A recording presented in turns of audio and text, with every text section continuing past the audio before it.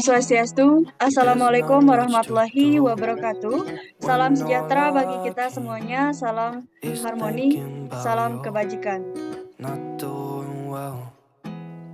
Di sini saya Made Wahyuni dengan NIM 2113071016 akan mempresentasikan tentang sistem sirkulasi pada manusia. Nah, adapun subtopik pada pembahasan materi kali ini yaitu yang pertama pengertian sistem sirkulasi pada manusia, yang kedua fungsi sistem sirkulasi pada manusia, yang ketiga komponen sistem sirkulasi pada manusia, dan yang terakhir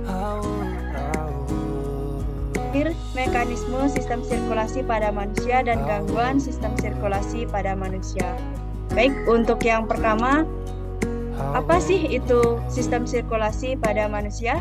Jadi sistem sirkulasi adalah sistem transportasi yang berfungsi untuk mengangkut berbagai zat di dalam tubuh. Nah, pada manusia berupa sistem peredaran darah. Nah, sistem sirkulasi adalah suatu sistem yang memfasilitasi pertukaran zat-zat yang dibutuhkan tubuh dan zat-zat sisa metabolisme. Pada manusia, sistem sirkulasi meliputi sistem peredaran darah dan sistem limfatik. Selanjutnya, tentang fungsi sistem sirkulasi pada manusia. Nah, terdapat beberapa fungsi sistem sirkulasi pada manusia, yaitu yang pertama mengedarkan oksigen dari paru-paru ke seluruh tubuh dan mengangkut karbon dioksida sisa aktivitas sel dari tubuh ke paru-paru untuk dibuang. Yang kedua, mengangkut nutrisi yang diperlukan untuk metabolisme tubuh dari sistem pencernaan dan membawa sisa metabolisme ke ginjal untuk dibuang. Yang ketiga, mengangkut hormon. Yang keempat, mengangkut sistem kekebalan tubuh. Yang kelima, mengatur suhu tubuh. Yang keenam, memelihara fungsi berbagai sistem organ dalam tubuh.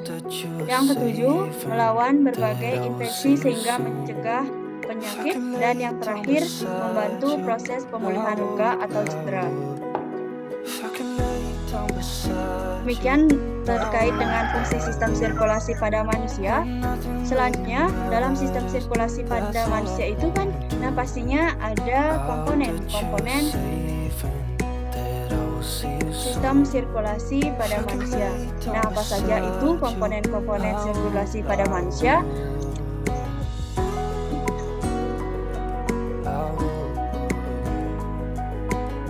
Jadi, tubuh manusia itu membutuhkan sistem sirkulasi yang baik karena darah tidak bisa mengalir dengan sendirinya ke seluruh tubuh. Jadi, tubuh manusia membutuhkan sebuah mesin pemompa agar darah dapat mengalir di dalam tubuh. Nah, organ tersebut adalah jantung. Jadi, komponen sistem sirkulasi manusia ini ada 3, yaitu ada jantung, pembuluh darah, dan cairan tubuh. Yang pertama, jantung. Nah, jantung ini adalah organ peredaran darah yang berfungsi memompa darah. Jantung pada umumnya berdetak sekitar 60-100 kali per menit. Jadi, jantung manusia terdiri atas 4 ruangan yang dibagi menjadi 2 bilik. Bilik itu dikenal sebagai ventricle dan 2 serambi itu dikenal sebagai atrium. Adapun untuk gambar dari jantung bisa dilihat pada layar.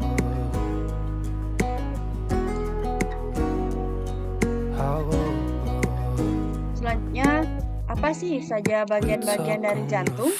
Baik, bagian-bagian dari jantung itu ada aorta, arteri, pembuluh vena, katup pulmoner, katup tricuspid, serambi, bilik, katup mitral, katup aorta.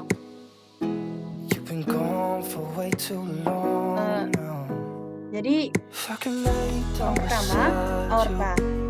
Bisa dilihat pada layar ini adalah bentuk ini. Gambar yang ditunjukkan oleh aorta ini merupakan arteri terbesar dalam tubuh yang berfungsi untuk membawa darah yang mengandung oksigen dari ventrikel kiri ke seluruh tubuh. Selanjutnya ada arteri.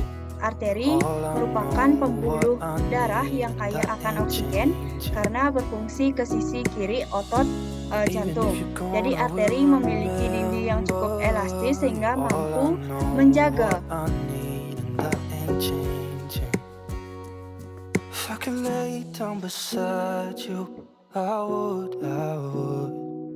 Baik, selanjutnya terkait bagian-bagian jantung.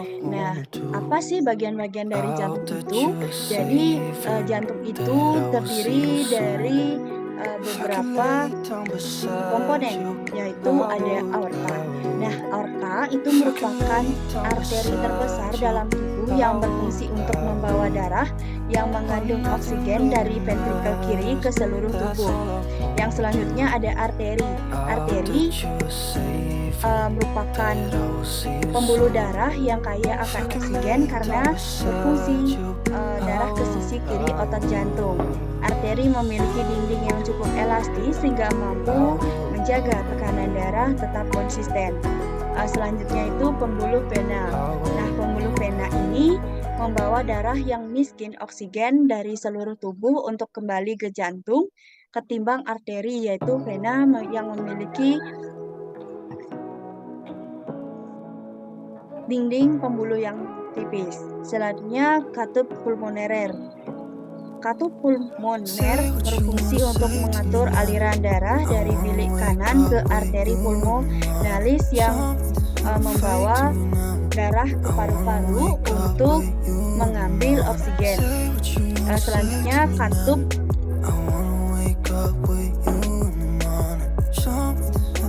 triskupit. Jadi katup triskupit berfungsi untuk mengatur aliran darah antara serambi kanan dan bilik kanan.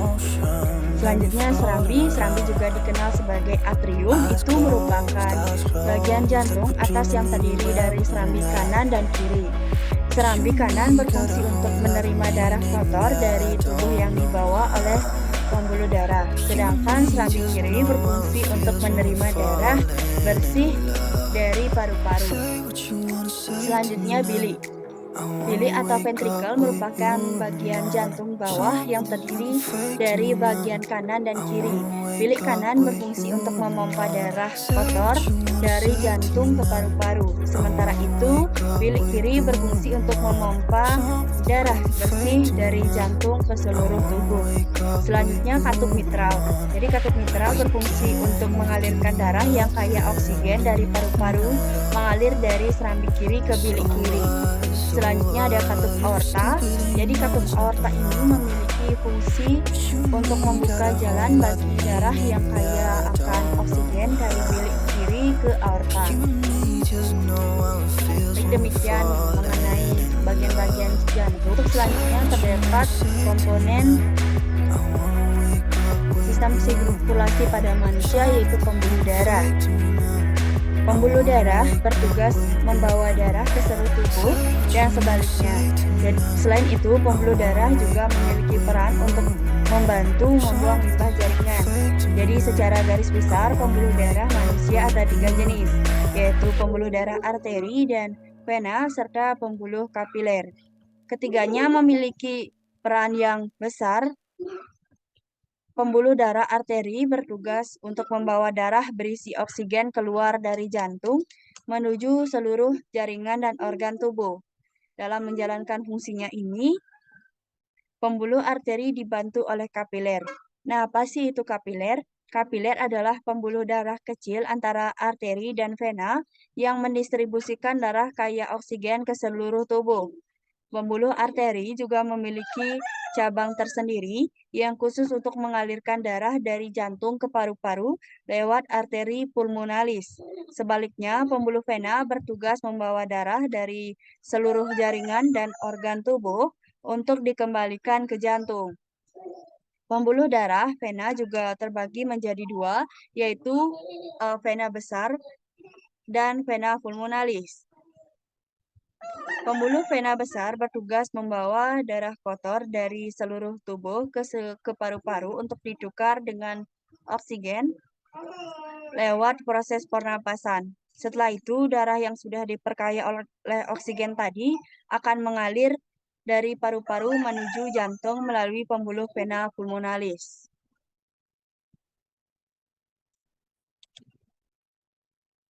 Adapun komponen terakhir dari sistem sirkulasi pada manusia itu ada cairan tubuh. Nah, cairan tubuh itu terdiri dari dua, yaitu ada darah dan cairan limfe. Jadi darah adalah komponen dalam sistem kardiovaskular manusia yang memiliki fungsi utama sebagai pengangkut nutrisi, oksigen, hormon, dan antibodi ke seluruh tubuh. Darah juga mengangkut zat beracun dan sisa metabolisme seperti karbon dioksida untuk dikeluarkan dari tubuh. Adapun komponen darah itu ada plasma darah, sel darah merah, sel putih, dan trombosit. Jadi yang pertama, plasma darah itu merupakan cairan kekuningan yang di dalamnya terdapat nutrisi, protein, hormon, hingga hasil limbah tubuh. Selanjutnya, sel darah merah. Jadi sel darah merah mengandung hemoglobin, yaitu protein yang membawa oksigen. Jadi darah akan membawa merah cerah saat hemoglobin mengambil oksigen di paru-paru. Selain aliran darah, hemoglobin akan melepaskan oksigen ke seluruh bagian tubuh. Sel darah dapat mati dan digantikan dengan yang baru oleh sumsum tulang. Sel darah merah umumnya hidup sekitar 120 hari dan trombosit hidup sekitar 9 hari. Selanjutnya, sel darah putih. Sel darah putih adalah bagian terpenting dari sistem kekebalan tubuh.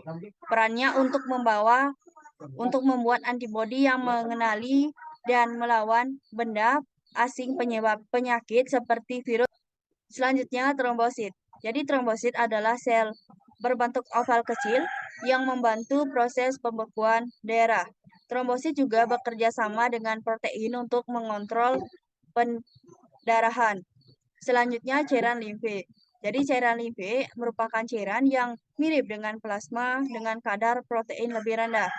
Kelenjar limfe menambahkan limfosit sehingga dalam saluran limfenya itu jumlahnya selnya cukup besar.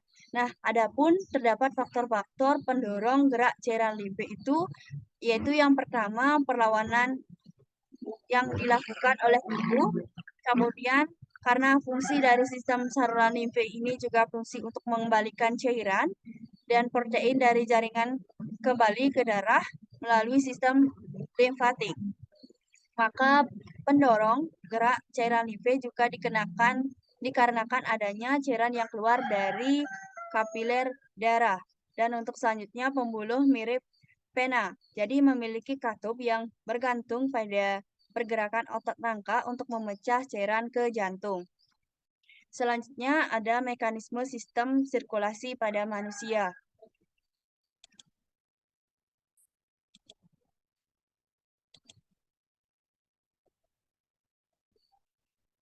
Jadi sistem peredaran darah pada manusia itu terbagi menjadi dua, yaitu sirkulasi pulmonalis dan sirkulasi sistematik.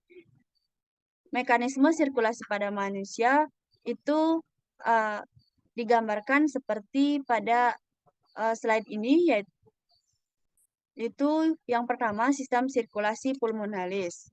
Jadi, sistem sirkulasi pulmonalis ini merupakan peredaran darah yang mengalirkan dari jantung ke paru-paru dan lagi-lagi ke jantung. Terdapat urutan sistem sirkulasi pulmonalis yaitu jantung, bilik kanan, arteri pulmonalis, paru-paru, vena pulmonalis, jantung, atau serambi kiri. Nah, sirkulasi paru-paru berlangsung saat darah yang mengandung karbon dioksida dari sisa metabolisme tubuh kembali ke jantung melalui vena cava. Kemudian darah tersebut akan masuk ke serambi kanan dan diteruskan ke bilik kanan jantung. Dari bilik kanan, darah kemudian mengalir ke paru-paru melalui arteri pulmonalis untuk ditukar menjadi oksigen. Dan darah yang sekini sudah kaya oksigen kemudian bergerak ke serambi kiri jantung melalui vena pulmonalis untuk diedarkan ke seluruh tubuh. Selanjutnya, sirkulasi sistemik. Nah, sirkulasi sistemik disebut juga sistem peredaran darah besar karena membawa darah dari bilik kiri jantung ke seluruh bagian tubuh dan kembali lagi ke jantung. Sirkulasi ini berlangsung ketika darah bersih yang kaya oksigen di serambi kiri mengalir ke bilik kiri jantung untuk disalurkan ke seluruh tubuh melalui pembuluh darah utama.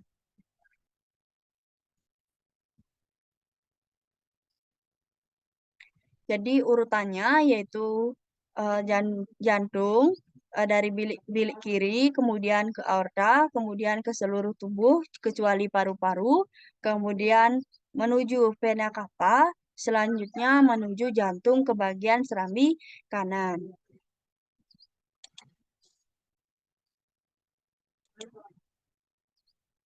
Nah, kita kan sudah mempelajari nih tentang sistem sirkulasi pada manusia, baik dari pengertian, fungsi, komponen yang ada pada sistem sirkulasi pada manusia, serta mekanisme sistem sirkulasi manusia. Nah, pastinya terdapat gangguan atau penyakit yang terdapat pada sistem sirkulasi atau peredaran darah. Nah, apa saja sih gangguan sistem sirkulasi pada manusia? Baik, kita akan pelajari lebih lanjut. Nah, di sini sudah ada nih gangguan pada sistem sirkulasi manusia. Nah, ada anemia, hemofilia, penyakit sel darah, penyakit jantung, dan tekanan darah. Nah, di slide sudah terlihat di sini sudah ada contoh gambar dari anemia, yaitu kenapa terjadi anemia. Dan ini nih ada tangan eh, darahnya keluar gitu karena akibat terluka. Ini penyakit hemolia. Baik, untuk penjelasan lebih rincinya, saya akan jelaskan satu persatu. Yang pertama itu anemia. Nah, anemia ini adalah gangguan yang disebabkan dari kekurangan hemoglobin atau sel darah merah dari nilai normal. Kadar hemoglobin untuk laki-laki adalah 13,2, 16,6 gram, sedang dan 11,6 sampai 15 gram untuk perempuan. Nah, apa sih penyebab faktor anemia ini? Mungkin kita sering mendengar di kehidupan sehari-hari gitu loh, eh, terkait tentang anemia ini. Jadi, eh, menurut sumber itu menyatakan bahwa faktor penyebab anemia adalah pola makan yang kurang vitamin, kadar nutrisi tertentu seperti zat besi atau vitamin B12, menstruasi, riwayat keluarga, dan juga kehamilan. Dan selanjutnya itu penyakit hemofilia. Nah, penyakit hemofilia ini adalah gangguan yang disebabkan dari kekurangan atau tidak adanya zat antihemofilia yang bersifat genetis, sehingga penderita tidak mampu melakukan proses pembekuan darah pada saat luka, sehingga waktu yang diperlukan lebih lama dikarenakan kurangnya protein faktor pembekuan darah yang mengendalikan peredaran darah. Umumnya faktor penyebab hemofilia adalah keturunan. Selanjutnya ada penyakit sel darah. Mungkin eh, teman-teman udah sering dengar gitu penyakit sel darah ini itu di masyarakat pastinya terkenal itu ada leukemia, leukopenia, dan leukositosis.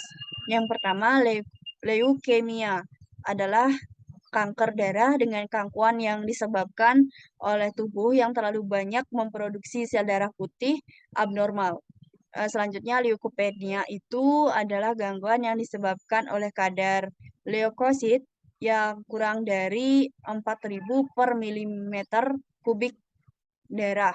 Kemudian leukosis ini adalah gangguan yang disebabkan oleh kadar leukosit yang lebih dari 10.000 milimeter darah.